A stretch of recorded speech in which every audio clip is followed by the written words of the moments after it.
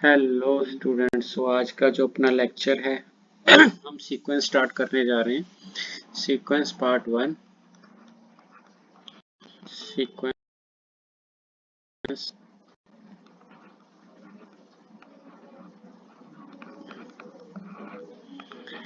ठीक है जी, तो सीक्वेंस पार्ट 1 स्टार्ट करने जा रहे हैं। और इस चैप्टर को हम ऐसे करेंगे कि हर यूनिवर्सिटी का सिलेबस कवर होगा। स्पेसिफिकली पीयू के लिए जाएंगे, बट चाहे आपकी पीयू हो चाहे आपकी डीयू हो, ठीक है, सारा सिलेबस एक साथ करेंगे। Full course in sequence basically.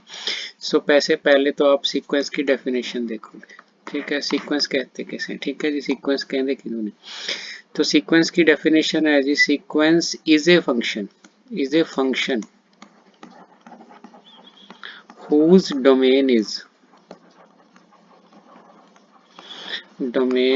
set of real numbers। यहाँ पे सीक्वेंस आएगा। Sequence is a function whose domain is set of real numbers, sorry, whose domain is set of natural numbers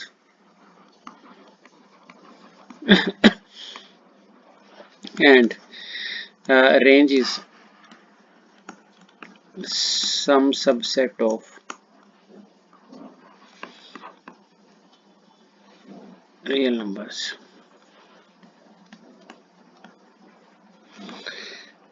ठीक है जी, तो इसका मतलब क्या है? बेसिकली आप क्या करोगे कि आपने एक फंक्शन डिफाइन करना है फ्रॉम नेचुरल से रियल, और आपने फंक्शन डिफाइन करना है फ्रॉम नेचुरल से समथिंग कोई point A is the subset of reals. ठीक है जी, तो अगर आप ऐसे फंक्शन डिफाइन करते हो, से मैं ऐसे फंक्शन ले लेता हूँ एफ एक्स, कोई भी फंक्शन से मैं ऐसे ले लेता हूँ। ठीक है, कोई भी कुछ भी वैल्यू ले लो आप। मैं इजी +2 वाला फंक्शन लेता हूँ। एक मिनट, आप ध्यान से समझना। अगर हम +2 वाला कोई सीक्वेंस ले लेते हैं, क्योंकि आपने +2 में पढ़ा, तो से मैंने यहाँ पे ले लिया f x is equal to this, और ये फंक्शन हमने ए से बी कर लिया से। तो आप अगर ध्यान से देखोगे, दिस इज द पैराबोला। तो ये पैराबोला है अबाउट वाई, क्योंकि y is equal to x square है। तो जो इसकी डोमेन होती है कि आप x की वैल्यू कितनी फिल कर सकते हो, x की वैल्यू कितनी फिल कर सकते हो। सो डोमेन क्या होती है इसकी? डोमेन ऑल रियल्स है ना। मैं फंक्शन की बात कर रहा हूँ, मैं सीक्वेंस की नहीं कर रहा हूँ। सीक्वेंस अभी डिफाइन करते हैं। ठीक है, तो जो इसकी रेंज होगी, रेंज वो होती है इसकी, इस ग्राफ की हाइट। सो रेंज आपकी 0 से इन्फिनिटी तक जाएगी। ठीक है, ये आपका एक सिंपल फंक्शन है। अभी आपने सीक्वेंस डिफाइन किया है, तो सीक्वेंस में जो डोमेन है, इस पे रिस्ट्रिक्शन है, ये नेचुरल नंबर ही होएगी। और इन रेयर केस आपको ऐसे भी सीक्वेंस मिल सकता है, डिफाइन किया गया कि नेचुरल के साथ आप 0 ले लो। सो नॉन नेगेटिव नंबर्स, वो मैं आपको आगे जाके समझाऊंगा। नेचुरल नंबर के साथ आपने एक 0 ले ली। ठीक है जी, ऐसी पॉसिबिलिटी, पर डेफिनेशन नहीं है सेट ऑफ नेचुरल नंबर। सो आपने अगर एफ एन ऐसे डिफाइन किया और आप इसको सीक्वेंस बोलना चाहते हो, ਤੁਸੀਂ ਇਹਨੂੰ सीक्वेंस कहना चाहते हो, तो ਇੱਥੇ n नेचुरल पक्का रहेगा। फंक्शन से ਇੱਥੇ कोई कंडीशन नहीं सीगी। सो n पक्का नेचुरल रहेगा, तो इसका मतलब क्या है कि n की वैल्यू 1 होएगी, 2 होएगी, 3 होएगी, 4 होएगी एंड सो ऑन। ठीक है जी।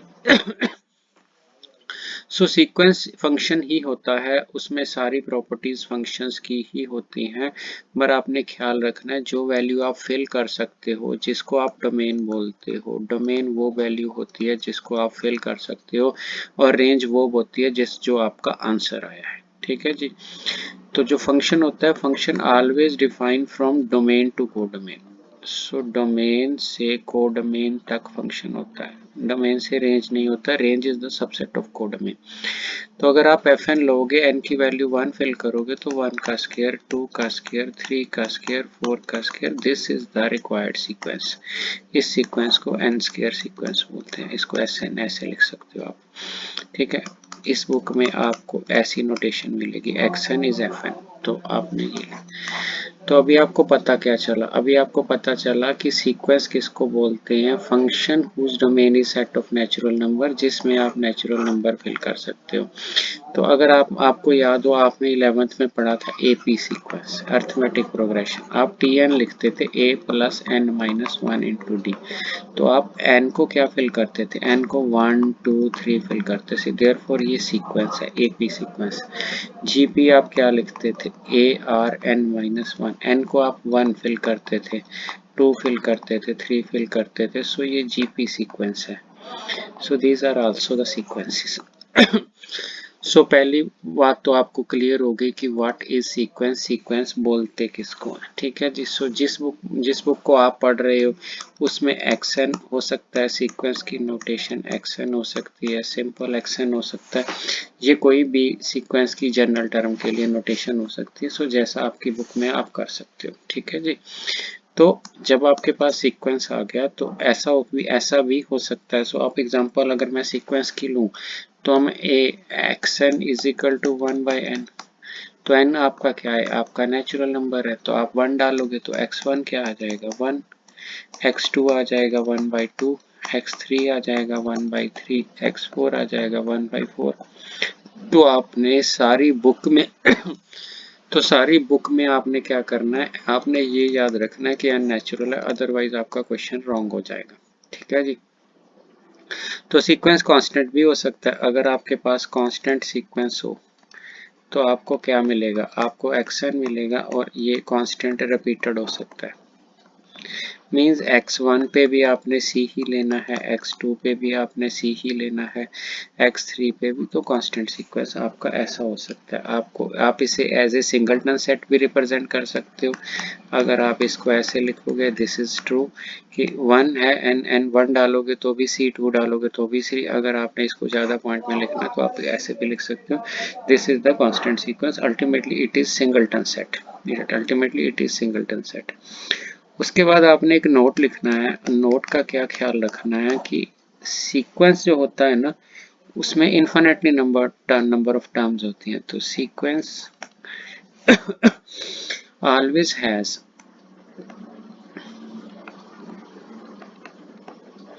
infinitely many terms, but its range can be finite. But its range can be finite. Its range can be finite। इसका मतलब क्या है? इसका मतलब है, फॉर एग्जांपल आपने ये लिख लिया। अब दिस इज द सीक्वेंस, तो आपको n पता है, आप क्या लिखोगे? n is natural number. अब आप n इज नेचुरल नंबर लिखोगे तो आप यहाँ से 1 फिल करोगे तो 1 फिल करोगे तो 1 आ जाएगा। तो फिर आप 2 फिल करोगे, 2 फिल करोगे तो फिर आपका ये -1 आ जाएगा। 1 फिल करोगे यहाँ पे 1, आंसर -1, तो यहाँ पे +1। सो x3 आप लिखोगे या इसकी वैल्यू 3, तो आंसर आ जाएगा -3। x4 लिखोगे तो इसकी वैल्यू 4 लिखोगे, आंसर +1 है। तो अगर आप सीक्वेंस की नोटेशन लोगे तो 1 -1 +1 -1 +1 एंड सो ऑन। अगर आप इसकी रेंज की बात करोगे कि रेंज मैंने आंसर में कितने पॉइंट है, डिस्टिंक्ट पॉइंट, तो ओनली 2 पॉइंट्स आर देयर।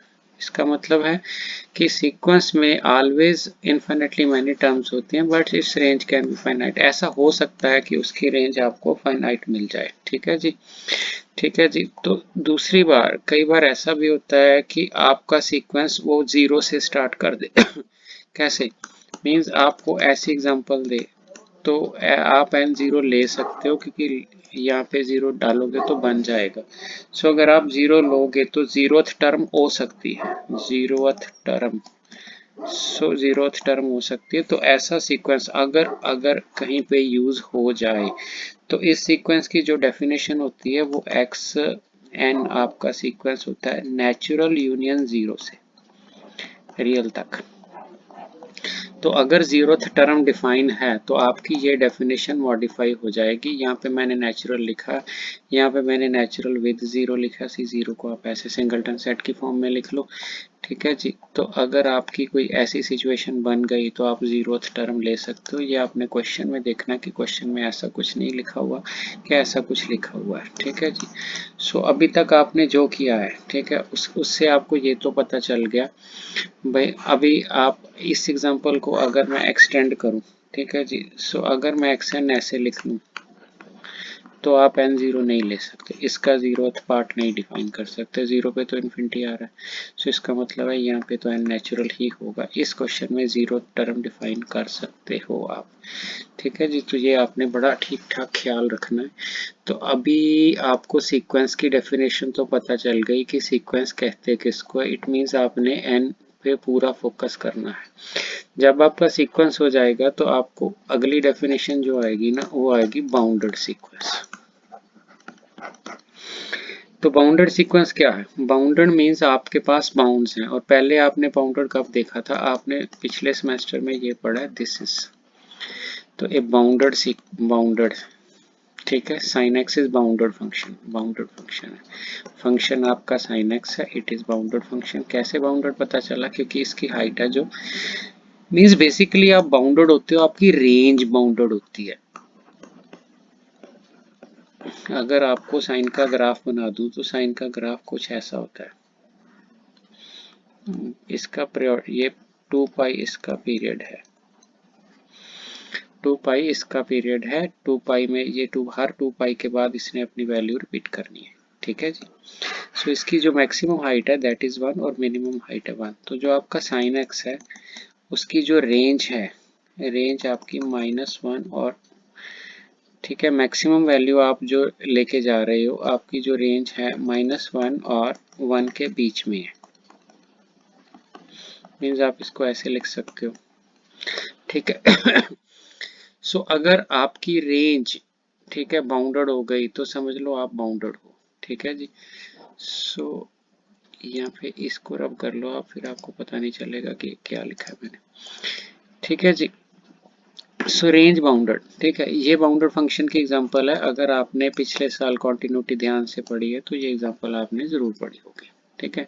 तो अभी हम सीक्वेंस में जाते हैं। तो सीक्वेंस कैसे बाउंड होगा? ठीक है, अगर आपका सीक्वेंस है ऐसे, ठीक है जी, n तो आपको पता ही है, ठीक है, कि n आपका नेचुरल नंबर है। अगर कोई आप m फाइंड कर सकते हो, अगर आप कोई m फाइंड कर सकते हो, कोई भी real number m, if there exist real number m such that आपका xn m से छोटा हो, m से छोटा हो और बराबर हो, यहाँ पे लिखना for all n belong to natural. तो आप यहाँ पे n की कोई भी वैल्यू डाल लो, कोई भी नेचुरल नंबर डाल लो, आप किसी फिक्स्ड m से छोटे हो तो आप बाउंडेड अबव होंगे, बाउंडेड अबव। सो ये बाउंडेड अबव की सीक्वेंस की डेफिनेशन है। ठीक है जी। एग्जांपल देता हूँ, ऐसे आपको समझ नहीं आएगा। xn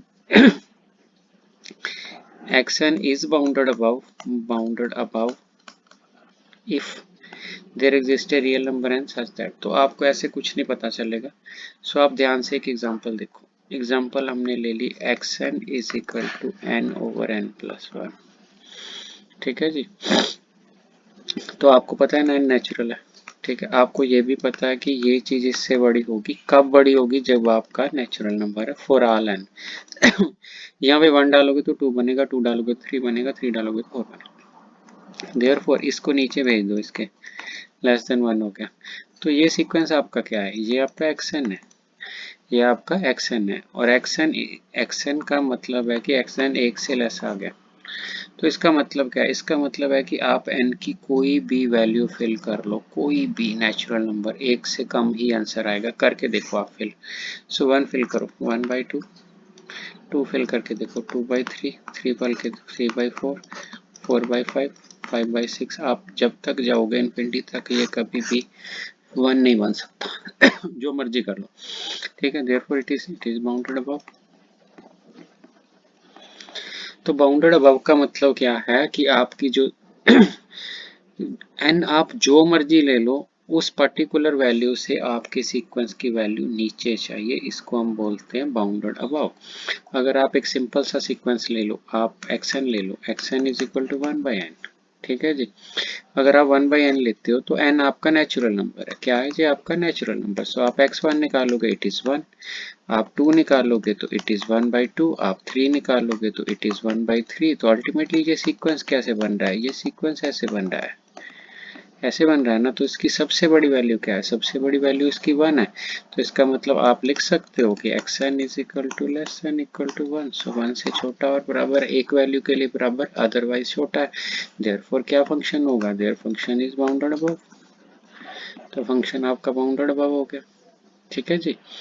सो मेरा ख्याल है कि आपको बाउंडेड अबव की डेफिनेशन बड़ी ठीक ठाक समझ आ गई कि बाउंडेड अबव का मतलब क्या होता है, ठीक है जी। सो सिमिलरली अगर आप बाउंडेड बिलो की बात करते हो, बाउंडेड बिलो, बाउंडेड बिलो में आपने क्या करना है? तो वही आपने लिखना है कि एक्शन तो आपका सीक्वेंस है, एन नेचुरल है, इफ देयर एग्जिस्ट, ठीक है, if there exist small m, ठीक है, बिलोंग्स टू रियल, कोई भी रियल हो सकता है। डेफिनेशन जैसे मर्जी समझ आ जाए आपको। यहाँ पे आपने लिखा capital, there exist a real number capital m, तो उसने लिखा है there exist small such that. तो सच दैट क्या होगा कि सच दैट आप इस एम से बड़े हो। पहले क्या थे? आप उस एम से छोटे थे। पहले आप उस एम से छोटे थे, ਤੁਸੀਂ इस एम तो छोटे से गए, मतलब थोड़ी हर वैल्यू इस एम तो छोटी चाहिए होना है कि थोड़ी हर वैल्यू इस एम तो बड़ी चाहिए, ठीक है जी। तो ਇਹਦਾ मतलब m की है, n की है, n ਤਾਂ ਨੈਚੁਰਲ ਹੈ। सो 1 ਭਰਾਂਗੇ ਤਾਂ ਵੀ ਵੱਡਾ, 2 ਭਰਾਂਗੇ। फिर एग्जांपल ले ली तो xn आपका हुआ 1/n। अब n belong to natural number है, तो अगर आप इसको देखोगे तो ये 0 से ऑलवेज बड़ा आएगा, 0 से ऑलवेज बड़ा, क्योंकि 0 तब ही आ सकती है अगर ये चीज़ इन्फिनिटी हो। अगर आप 1/infinity करोगे ना, तभी ये 0 बनेगा, और फिर अदरवाइज ये 0 नहीं बन सकता, नहीं बन सकता। तो इसका मतलब है आपका xn जो है, xn जो आपने 1/n लिया था, it is greater than 0, therefore bounded below. So अगर आपका एक नंबर बाउंडेड अबव है, एक नंबर बाउंडेड बिलो है, तो आप उसको बाउंडेड सीक्वेंस बोलते हो, और बाउंडेड सीक्वेंस की डेफिनेशन है ये और ये। सो अगर दोनों बाउंड आपके हैं तो उसको बाउंडेड सीक्वेंस बोलते हैं। So this is the definition of bounded sequence. So आपने सीक्वेंस की डेफिनेशन समझ ली, आपने बाउंडेड सीक्वेंस की डेफिनेशन बन ली, ठीक है जी। सो ये सीक्वेंस का फ्री कोर्स है जी, आपके लिए पूरा कोर्स बना देना मैं, तो आपने सिर्फ शेयर करना है। देखो अगर 5 व्यू होंगे फिर तो बनाना बहुत मुश्किल हो जाता है। शेयर भी करना है, अगर आपने सब्सक्राइब नहीं किया तो सब्सक्राइब भी कर लो। Thank you.